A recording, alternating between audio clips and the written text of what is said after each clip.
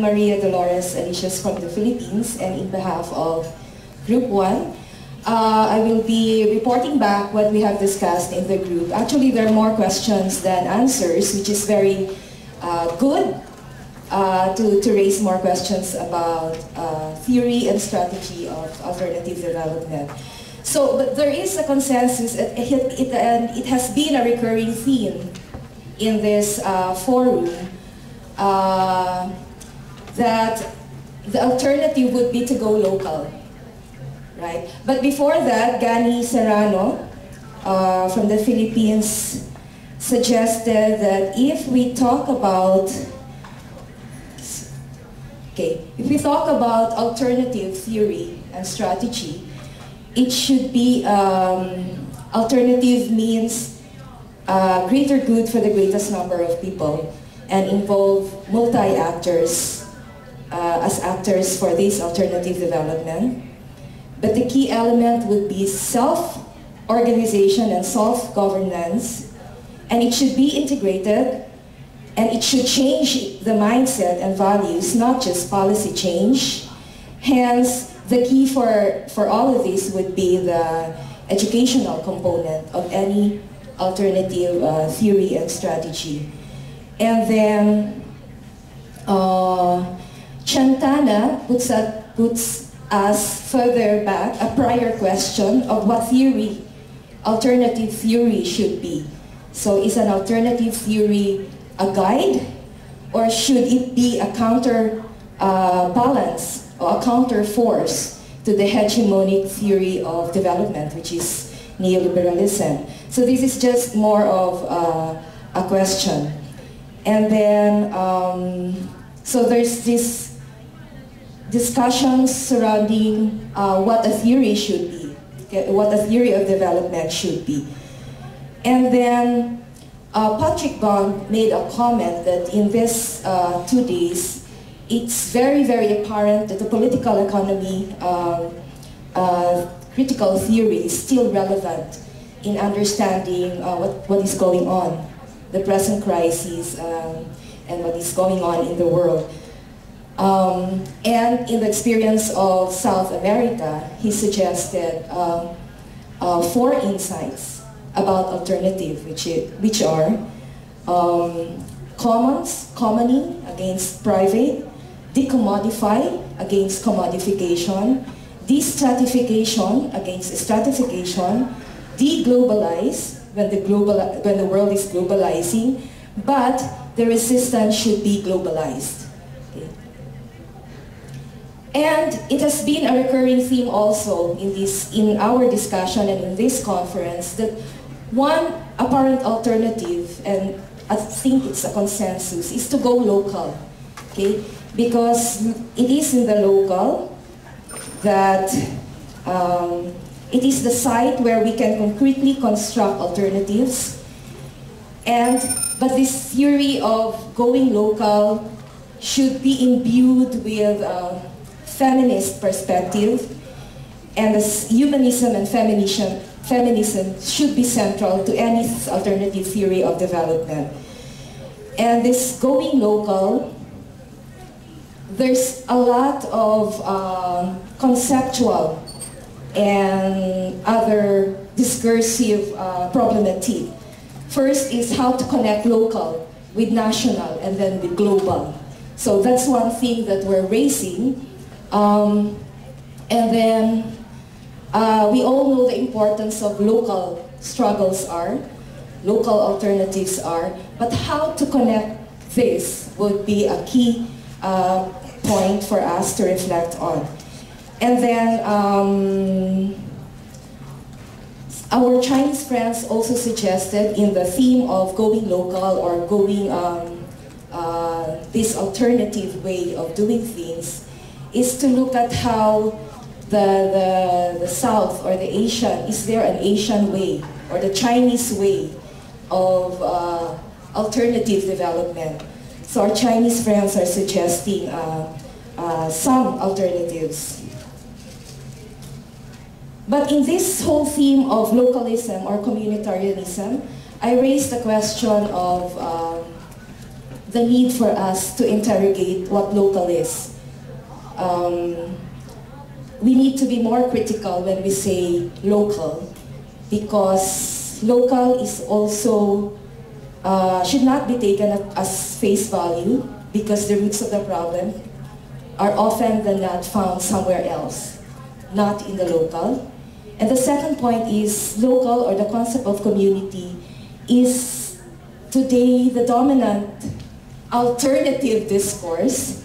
And if we don't think about it critically, then we might fall into the trap of essentializing the local or the community, which personally I believe is also imbued with an equal power relation. So that's the discussion on theory and strategy of alternative development.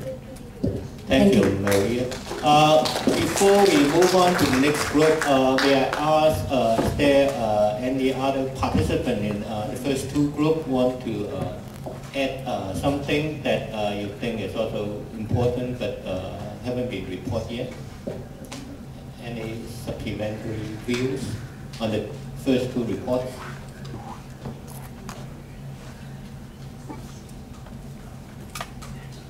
Now if you, okay.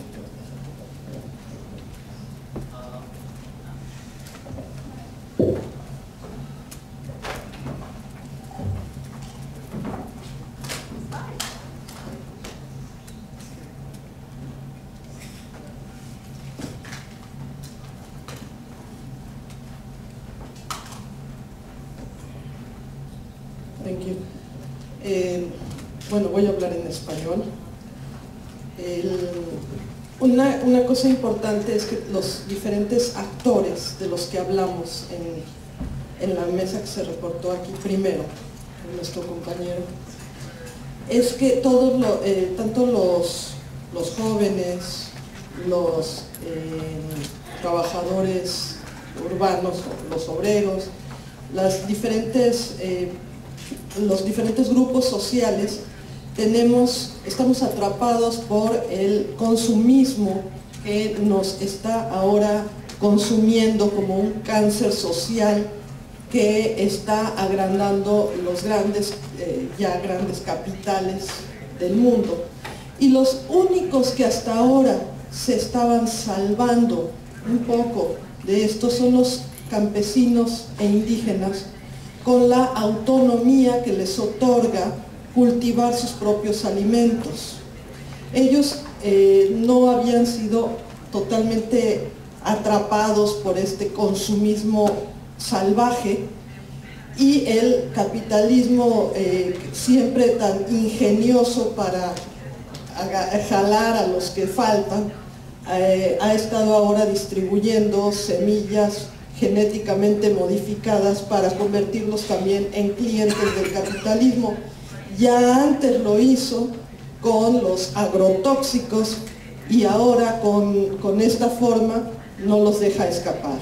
Entonces, una llamada a este foro es que hagamos un llamado enérgico en contra de este tipo de táctica de incluir también en el mercado capitalista a los pocos autónomos que quedan en cuanto a su alimentación, que son los campesinos y los indígenas ligados a la tierra.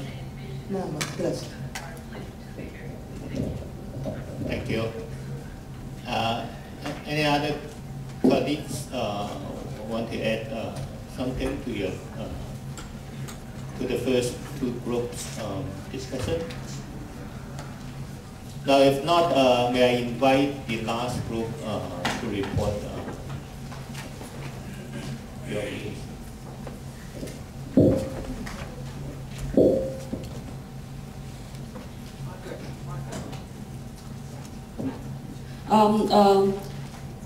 I would like to highlight 3 points in our group discussion. First, people-centered.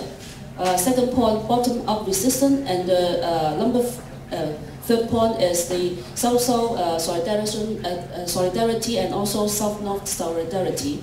For the first, for the number one, people-centered. No matter our team members come from academic or from grassroots. Grassroots organization. They also think that nowadays the development is very disruptive, and then we should have people-centered development. People refer to peasant workers, women, youth, the elderly.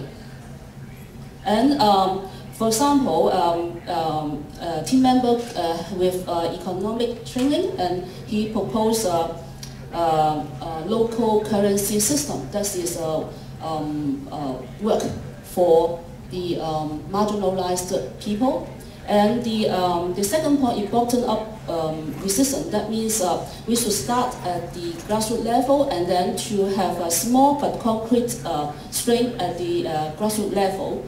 And we see the number 3 is the south-south, not only the south-south, but also the south-north. That means there's also the south in the north, and then that means we should have I would like maybe another kind of class struggle in today's world. And for the discussion paper, Ecological Civilization and Human Security, some members suggest that second part. And that's all. Thank you.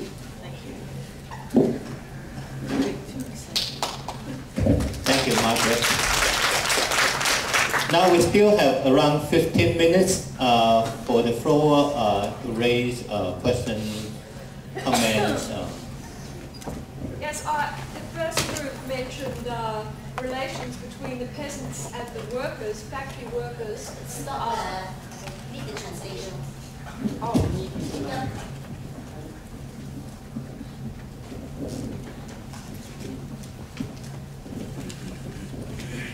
Yes, in the first group it was mentioned there was some interaction between the peasants and factory workers. I think Mexico was the example, but anywhere will do. I'm really interested in further ideas about how this dialogue can be developed.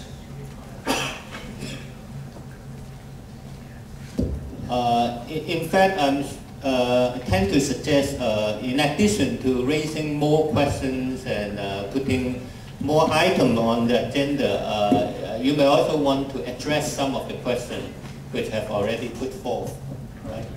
October.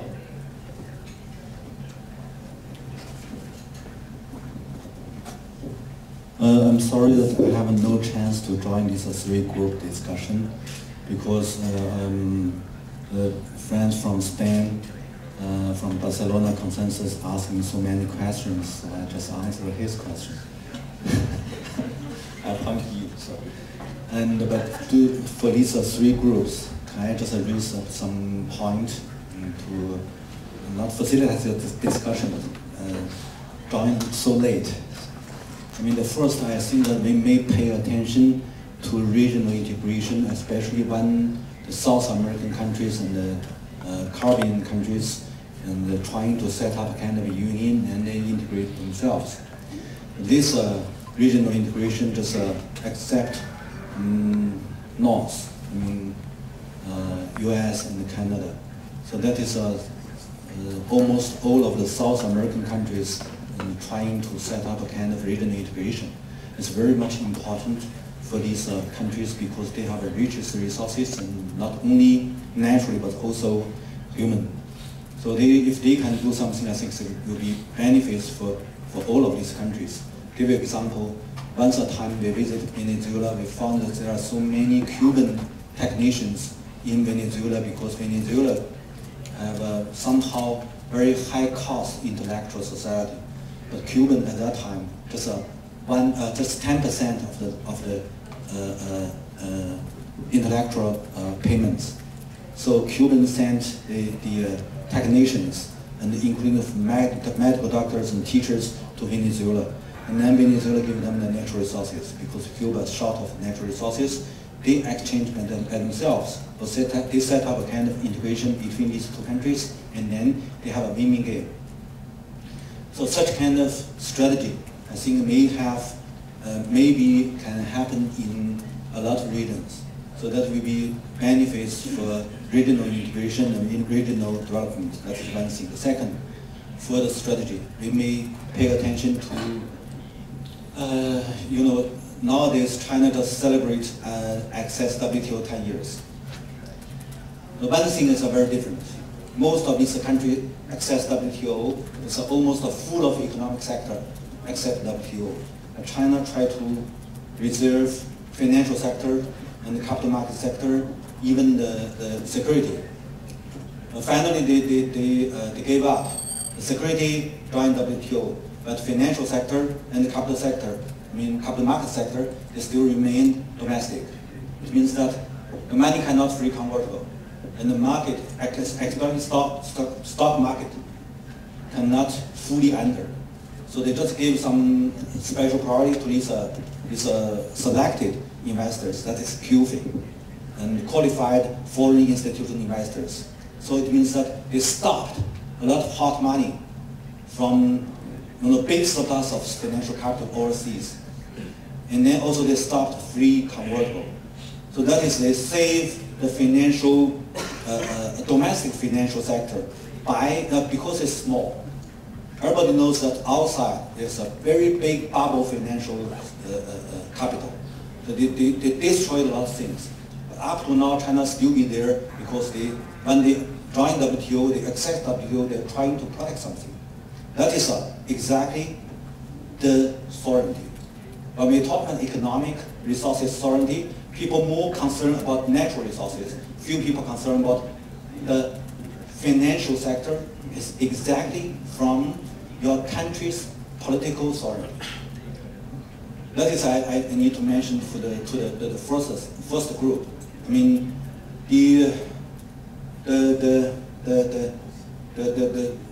The second group talk about the subjective, and we need to pay more attention to migrant laborers, and it's not exactly the Western philosophy working class. It's a very big group. Now in China, I mentioned that there are almost 25 million, 250 million migrants population. It's much bigger than a lot of countries. But it's big population group, but they are not exactly working class. They are not proletarian. They are not exactly peasants, not farmers population. It's a very important because it's too big. So I think that when we talk about this, we have so many traditional concepts, but we don't have enough understand about what is a migrant labor, what is that group. And then for the strategy, sorry, I just the strategy, when we think about this new phenomenon, up to now, we don't have the strategy and the policies special focus on this new group, the migrants group. So thank you very much. Thank you. Other views? This side of the room? This is the bad corner.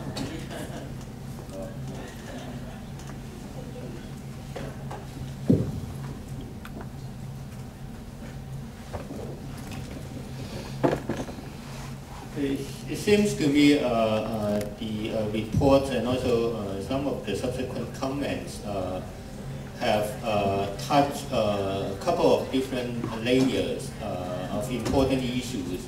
The first one has to do with the geography and or geopolitical levels. We have issue addressing local, global, and also Dr. Wen's regional possibility of regional integration among the South people. That's the first layer that have been discussed. The other one has to do with agents and subjectivities, talking about the relations between intellectual workers, peasants, and among different generations, genders, ethnic groups, even new categories which have not been touched by the conventional concept like working classes. Then we have the problem of theory and practice strategy. What I mean by theory is not merely these theoretical models, but more than that, I mean, including some of our colleagues use different terms to talk about this dimension: thought, language, concept, description, stories. I mean, we have this dimension versus another dimension, which is the everyday life struggle, action, practice, strategy, tactics. I mean, how to deal with the complex relation between these two groups of different issues, I mean, have been put on the table. It's not a summary of what have been going on. Of course, it's almost impossible to summarize all the issues. But around these layers, any more views, comments, or suggestions?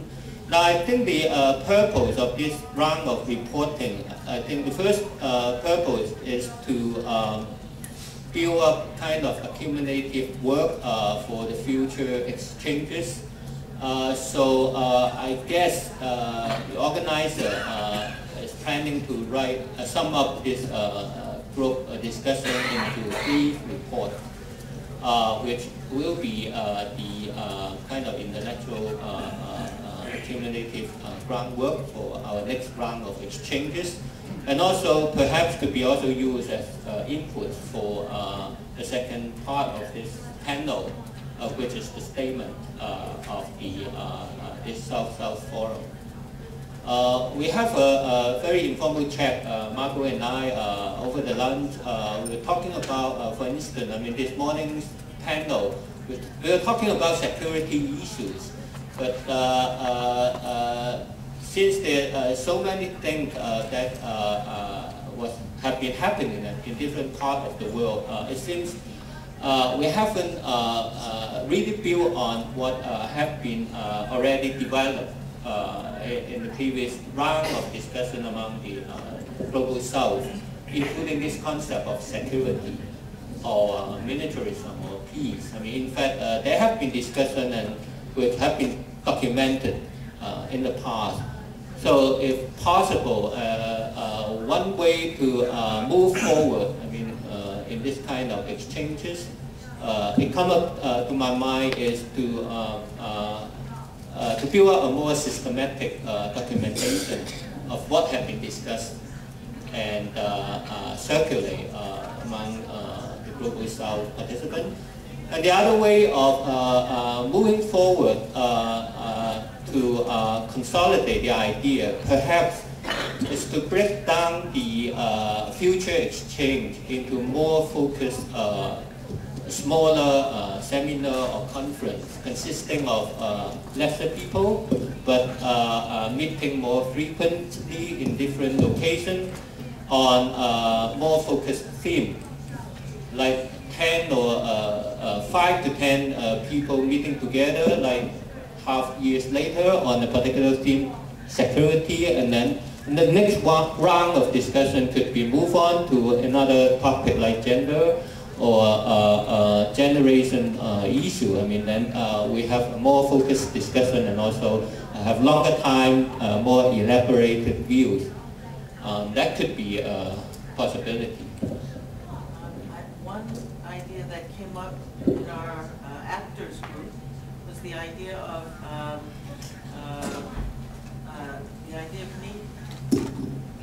needing creativity and imagination, and trying different ways to generate that, and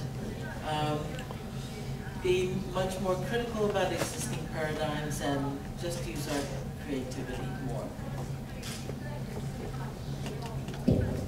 So we still have 5 minutes left. 3, okay. 3. So, anyway.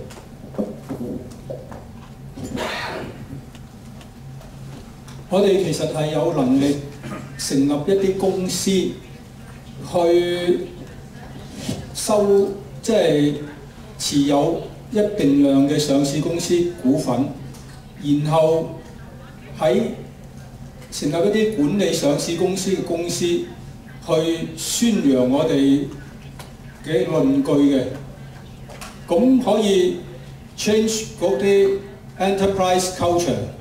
咁慢慢我哋逐間公司執咧，我哋嘅力量就會比較大嘅。Thank you for this innovative and I think it echoed this. We have to be more imaginative, creative. Any other comments? I think we have 1 minute or 2 minutes left. Or if you want to save this time for the next session, we can begin a little bit earlier. I'll pass on to Margo. Thank you. The purpose of this conversation is for us to reach, at least in principle, agreement to some statement that will be finely crafted later. But we want to make sure that we agree on the key points of the document. So right now we are inviting comments from all of you regarding what you noticed about this document, what seems really useful, creative, etc. And also if there are key ideas, concepts that you would like to have included in it to make sure that the document most closely approximates what you think about this idea of South-South sustainability. So the point is to really not get too bogged down in the details, but stick more to the conceptual